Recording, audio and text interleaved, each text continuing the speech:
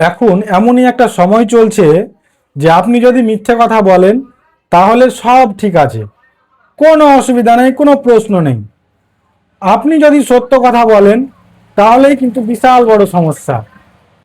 সত্য কথা বলতে গেলে আপনাকে খেতে হবে গাল, মার, অনেক কিছু, এবং আপনি বেশ কিছু মানুষের কাছে খারাপ থাকবেন। কারণ সত্য কথাকে কেউ মেনে নিতে পারে না। সত্য কথা সবার গায়ে লাগে, কিন্তু যারা মিথ্যে কথা বলে, মিথ্যে প্রতিশ্রুতি দেয়, মিথ্যে সমালোচনা করে, তারাই কিন্তু সমাজের শ্রেষ্ঠ ব্যক্তি।